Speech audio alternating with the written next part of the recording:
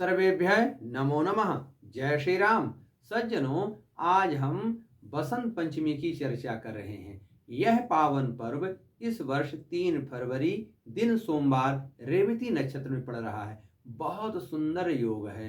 रेवती का संयोग पंचमी के साथ तो जैसे दूध में शहद हल्दी पड़ जाए तो उसकी ताकत बढ़ जाती है, गुण बढ़ जाता है, ऐसे ही पंचमी के दिन सोमवार और रेवती का संयोग हो जाए तो पंचमी का और गुण बढ़ जाता है, उसका प्रभाव बढ़ जाता है।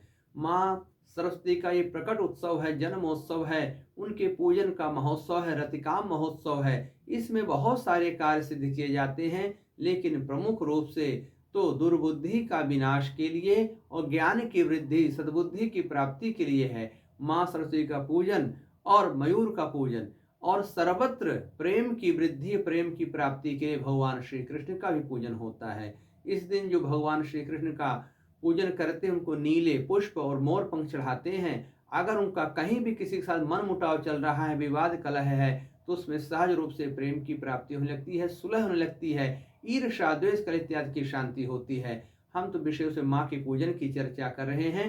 तो जो बालक मंद बुद्धि के हैं, दुर्बुद्धि हैं, कुबुद्धि हैं, उनको सद्बुद्धि में लाने के लिए, ज्ञानवान बनाने के लिए यह पावन पर्व होता है। इस दिन हमें माँ का पूजन किस प्रकार से करना चाहिए, इस पर विशेष जो भी अपने पास ग्रंथ हैं, धर्म ग्रंथ और अपने विद्यालय में, स्कूल में चलने वाली जो पुस्तकें हैं, इनका पूजन करना चाहिए। इनमें मोर के पंख दूर्वा चढ़ाना चाहिए, धूप दीप से इनकी आरती करनी चाहिए, शंख ध्वनि करनी चाहिए। इसके माध्यम से उन ग्रंथों में लिखी बात माँ की कृपा से हमें सहज में प्राप्त हो जाती है। इसलिए पहले अपने घर में माँ का चित्र स्थापित करें, सफ़ेद वस्त्र बिछा करके, और उनको मोर का पंख जरूर भेंट करें, दूर्वा भेंट करें, और उनके सामने चावल की खीर और एक कटोरी में मक्खन रखें, 7 पान के पत्ते रखें। इस प्रकार से माँ सरस्वती का पूजन करें। इससे हमें विद्या बुद्धि की प्राप्ति होती है। बांसुरी में अगर बांस की बांसुरी मिल जाए तो उस बांसुरी में शक्कर भर के या खांड भर करके और उसको भी माँ के सामने रखने से सहज ही हमारे अंदर ज्ञान की वृद्धि स्वाभाविक रूप से होने लगती है। तो कुल मिला करके आपको इस पावन पर्व पर क्या करना है, इस दिन काले या भूरे रंग के कपड़ों का प्रयोग नहीं करना चाहिए। माथे पे सुंदर लाल पीले रंग का तिलक लगाना चाहिए, और लाल पीले नारंगी और भगवा गिरुआ जैसे रंग होते हैं, इन रंगों के वस्त्रों का प्रयोग करें। घर में स्वास्तिक बनाएं, मोर पंख रखें, माँ सरस्वती को प्रणाम करें, भगवान श्री कृष्ण को प्रणाम करें। इस प्रकार से सभी जो ग्रंथ हैं और ग्रंथ के जो गुरु हैं, ज्ञान देने वाले हैं, उनको प्रणाम करें। तो यह बसंत पंचमी का महोत्सव मनाने का सरल उपाय भी हो गया, तरीका भी हो गया, और सहज कृपा हमें माँ की प्राप्त हो जाती है।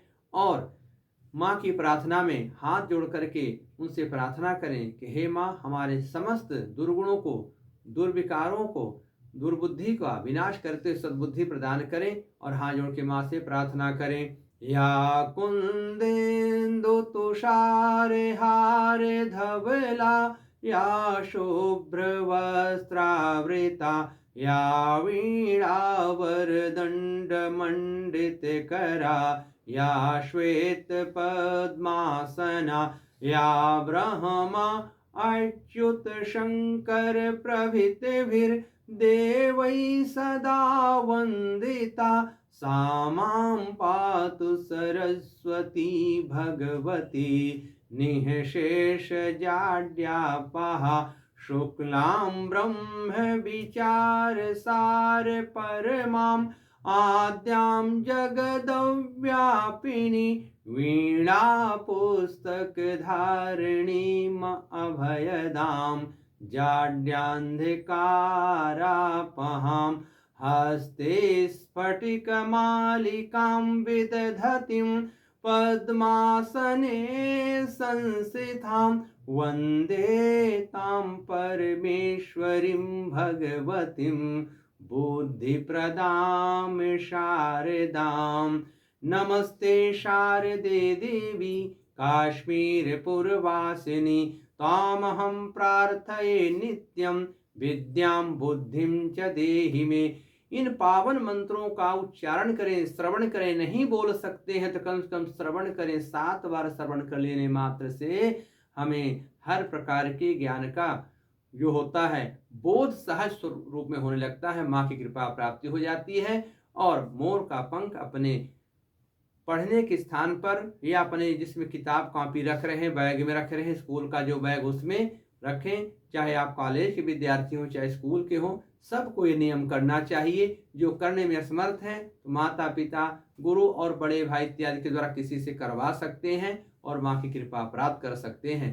अगले वीडियो में कुछ नई बातें लेकर के आएंगे। आपका जीवन मंगलमय हो, आप सद्बुद्धि को प्राप्त करें। जय श्री राम।